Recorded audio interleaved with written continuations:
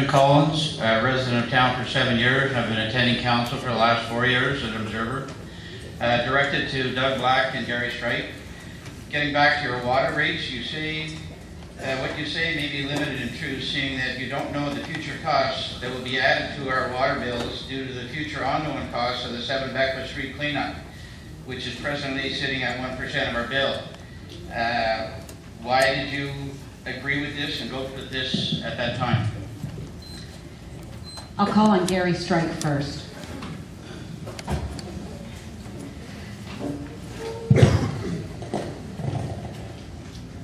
Can you repeat the last part of it?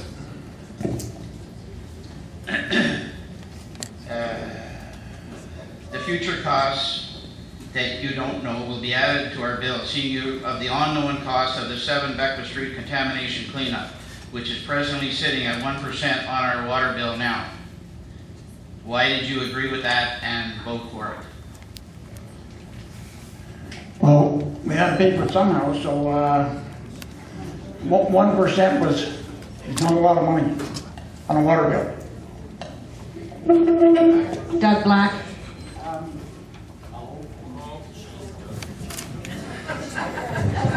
Doug, what are you doing to the microphone? Hello. Okay. Thanks. Interesting, fair question, Jim. We've done 4 years of extensive review and discussion on this issue. We've gone from 3 scenarios to remediate. My position as a councillor is I want to remediate the contamination now. I am not leaving it for future generations and or councils.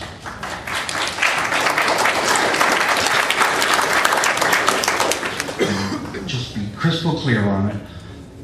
The contaminant is beginning to move and we have to start the remediation. I wish the solution we had and have would be more effective and efficient than what we're dealt with, but this is the hand we have, the MOE. There's a sense that you can just tell the Ministry of Environment what to do. It's like, oh, what's next? Department of Labor will tell them what to do too. We have an obligation as members of the society and being responsible to undertake this.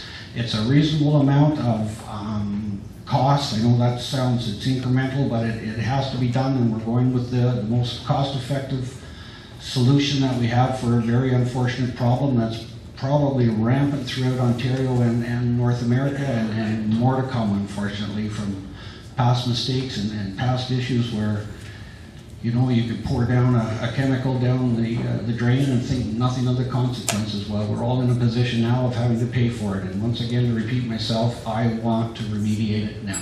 Thank you. Next question, please.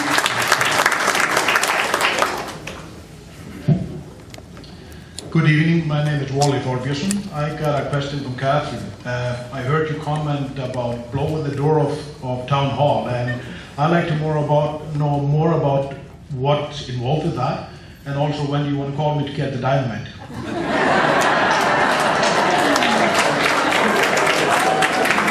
Catherine Carrier. Wow, you are a developer. Actually, there's a lot of dynamite around my house lately. It shakes quite a bit. The reason I say I want to blow the doors open at Town Hall, I feel that it's really designed to keep information there. It's the design of what it is. So if you don't go to the meetings with myself and about the 4 other retired men that go every Tuesday, if you look in the newspaper, Tara can really only cover so much. She would really have to put out a whole new paper to cover everything that's in there. And just because people aren't there for whatever reason, you have families, you have mobility issues, whatever it is, you're not able to get there. You still need to be connected to the issues and decisions that are made on your behalf. When I went around door to door, the scenario was this: the door would open a crack and they'd look at me.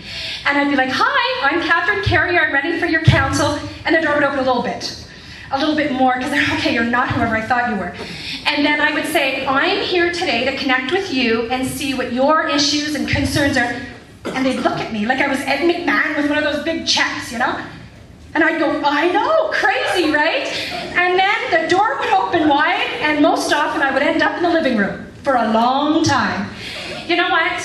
People want to talk. They want us to know what is important to them, and right now, they don't feel like that's happening. I want to know, I want to bring you to town hall, I want you excited about politics, and I don't need you to like me, but I want you to. Thank you very much. And Christina, what's your opinion on that too?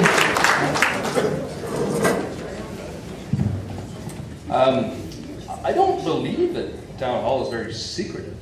The meetings are available to anybody who wants to go to them. In my platform, I advocate that we should have video council meetings, recorded in video, available on the website for download for anybody who wants to see them afterwards, and to record what's being said in case there's a dispute later. I realize there's been talk about this in the past and votes about this in the past, and it's gone down. I don't say streaming video, but a file. Anyways, like I said, I agree with Catherine that people want to get involved, and you may have to go to them a bit more. But I really don't think there's any secrecy going on. It's easy to call up your councillor and ask, or go to town hall and see a meeting. If there are more initiatives to get more people involved, if we can reach more people, that's great. But I really don't see it as a secrecy thing. Thank you. Next question, please. Hi, I'm Mark Smith. I retired from the Navy in 2000 and been back in town ever since. I actually grew up here for the first 14 years, and then we moved up north. My question is, quite often council takes 5% cash in lieu for green space. It's especially on larger developments of 25 acres or more. Would you, as a general principle, as a councillor, accept this or deny this? Just like a show of hands. Can you restate your question, please? Okay. Would you accept the 5% cash in lieu for green spaces on the larger developments of, say, 25 acres or more? Or having 5% green space? Or having, either take the cash or 5% more green space. Okay, show of hands who would support having the cash in hand as opposed to the green space.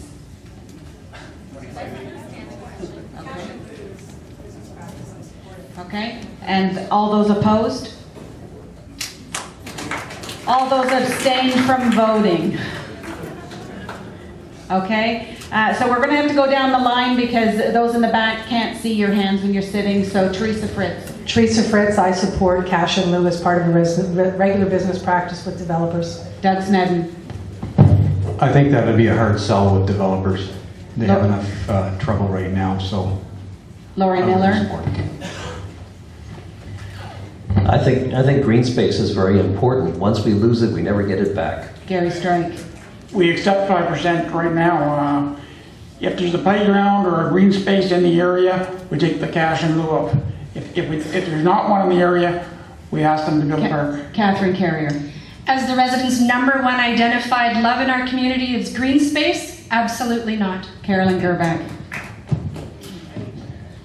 I'm struggling with these yes and no answers. I don't think anything is actually that black and white in our community. And I think that, it's fact specific, and each individual transaction has to be examined and based it on the merits of each. Gordon Brazil. I say no. Doug Black. Claudia Woolrich. No. Francois Maltaz. No, we need the green space for quality of life. Brian Doucette. No, as a general rule, and we need more parking in these subdivisions as well. Sean Redmond. No, we need the green space and we need the play space. Ross Trimble. Well, first off, the 5% in front of parkland is a minimum. It's a quick answer, Ross. No. Okay. Andrew Tennant. believe it's situational, but at most, I'd like the town to be involved in creating more parks and green space, so no. Thank you. I'll just remind the candidates that when we're going all candidate answers, it has to be a quick response. I'm sorry. Okay? Thank you. Next question. Hi, I'm Linda Crow. I'm not sure if any of you know about the pound proposal to go with Montague Township.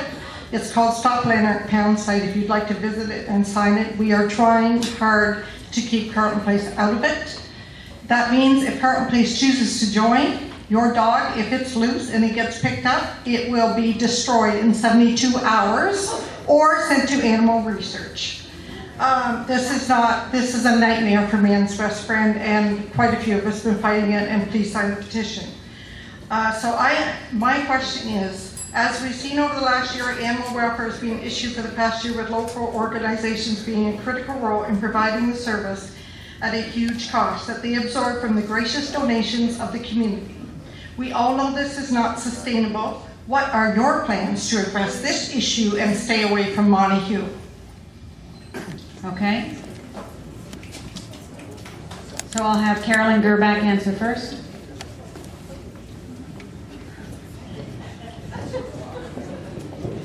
So the question is whether or not... It's a nightmare.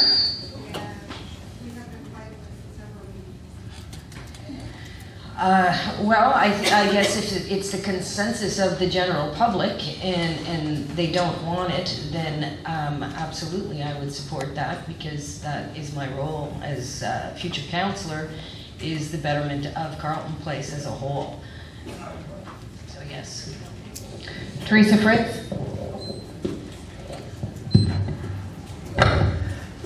I think animal control is always an issue. There was an issue several years ago with certain practices, certain animals being picked up by certain individuals who were doing animal control. I think it is something that needs to be looked at, and if the people in the municipality are that concerned that there's an organization doing something about it, I think council needs to take a look at it. Obviously we have bylaw enforcement. Maybe we need to work a little more closely in how we're going to handle animal control. If we're not going to go with Montague, what are we going to do locally? Obviously it's not something I can make a sweeping pronouncement on here tonight, but I think if the community is that concerned about it, people don't want to lose their dogs, then maybe we need to strike a committee or get together and find out how we can find a solution that works for Carleton Place. Thank you. Councillor Lopez.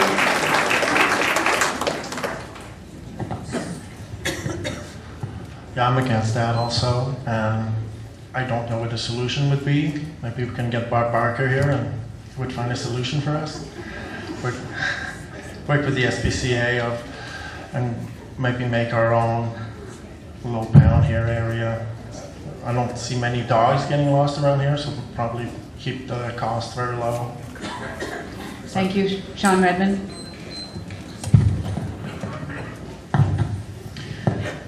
I believe it's an issue that we'd have to take a look at and see what is available to us. Euthanizing any healthy animal, a pet, is really not an acceptable way of doing it. So we would have to take a look. I know there was some discussions with trying to put something together with Lanark County and a couple other options like that. So we would certainly have to take a look at whether options are available to us.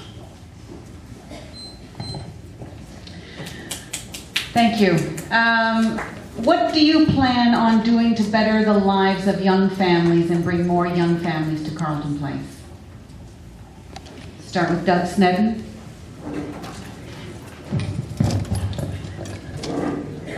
I think there's a lot of things we could do, in particular with our recreation facilities and parks. I think there could be some more investment in those areas, especially for the summer events.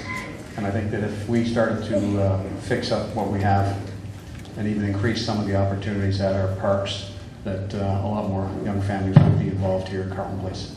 Thank you. Thank you. Laurie Miller.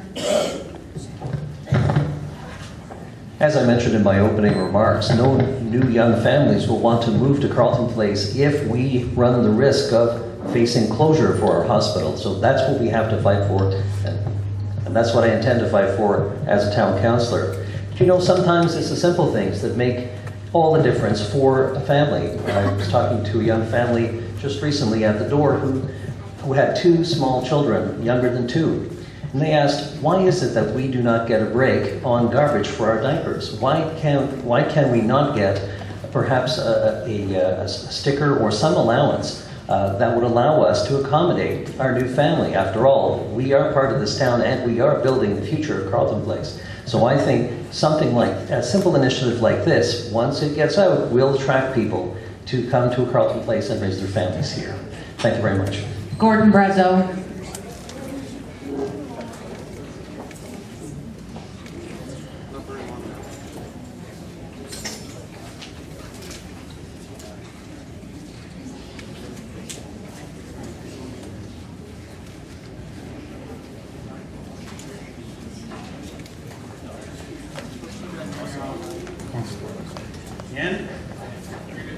Yes?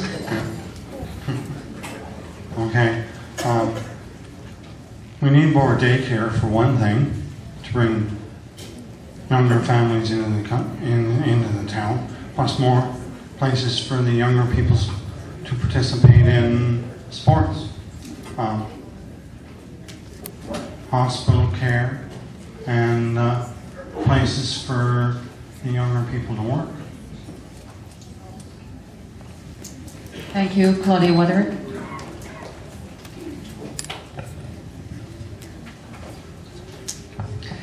One of the things we need, we touched upon a little bit, was about green space. We need to ensure that whatever residential places that we're developing does have adequate green space around it. We also have to ensure that our water is actually swimmable. We have a beautiful, beautiful river, and a lot of times you just can't go swimming in that beautiful, beautiful river. So in order to attract young families, one way is to make sure we protect our environment. The other thing is the hospital. That's a legitimate thing. If I can't take my kid or trust the hospital or worried about whether or not the hospital is going to be closed, and I have young children, stitches, broken bones, all that stuff, I want to be able to trust the hospital, and we do have to move forward on a hospital redevelopment on the original site.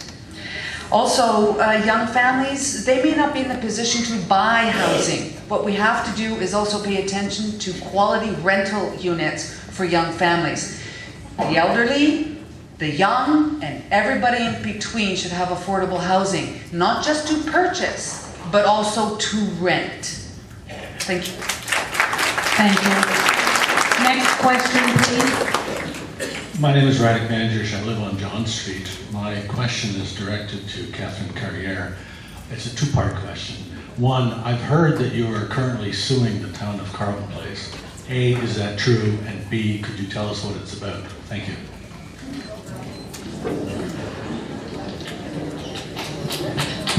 Thank you for your question. To answer the first part of your question, yes, it is true. It is a great question. As a matter of fact, it was the first one I asked myself when the passion for running for your town council first emerged within me.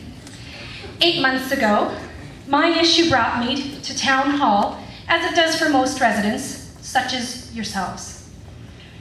After 4 months of working diligently at council to mediate the issue in a responsible, honest, and well-researched manner, my family and I made the decision to move the process to a better suited forum where a decision would be made, either for us or against us, something that had not been done at council. The silver lining to all of this, I can share with you the process of bringing an issue to council.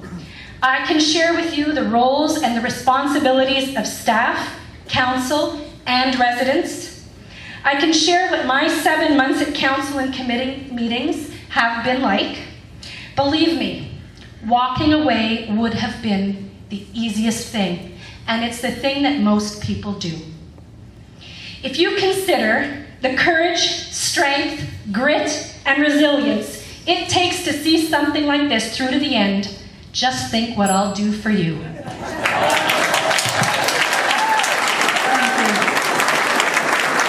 have time for one more question. Hello, Bill Katsoulis. I've been going to council meetings for the past, God knows how long, many, many years. My question to you is, and this is for the incumbents, how many council meetings have you gone to? State your question again, Bill. How many council meetings have you gone to? Okay. You're representing us here, or potentially. How many council meetings have you gone to? This is a little not too favorable for some people. So this is an all-candidate answer, so your answers will be brief. Doug Black and Gary Strike, of course. Do you want an answer from them, Bill? Answer if you want, but we Okay. all know that. Okay. All right, so we'll start at the end. Andrew Tennant, Probably about a half a dozen over several years. Ross Trimble, In the town of Carleton Place, I've been going for the last 2.5 months, but over my career, I've probably been to 1,000. Sean Redmond, In the town of Carleton Place, I've been to every council and committee meeting for the last 9 months, and before that, many others before that. Brian Doucette, 8 or 9 within the last year, and prior to that, a lot between 2003 and 2006 when I served on council. Thanks. Francois Maltese, In Carleton Place 4. Claudia Wooderick, I've been off and on as a regular member of council since 2007. In the past year, it's been about 7. Gordon Brezo. Doug, did you already answer? Yeah, me, I go to all of them. Okay. Gordon Brezo, I've been to 3. Carolyn Gerback, When I decided to run, I thought about start going to the council meetings. I have purposely not gone to the council meetings in order to not be swayed or not have, it's a quick answer. my ideas.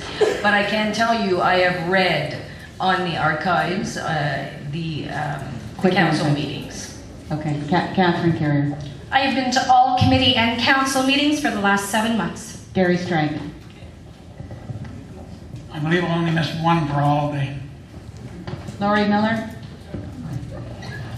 I've been going to council meetings since at least 2004, and I've attended 25 recently, including in 2004 writing and having passed the open burning bylaw, which makes everyone breathe easier tonight. Thank you. Doug Snedden, I've been going to council meetings for the last couple of years, and I don't think I've missed more than 2 in the last year and a half. Teresa Fritz, Over the course of my 11 years with the Carleton Place Canadian, at minimum, I attended 1 meeting a week. You can do the math. In the last year, I have not attended council. thank you. That concludes our question and answer period for tonight for the councillor candidates. We're going to move now in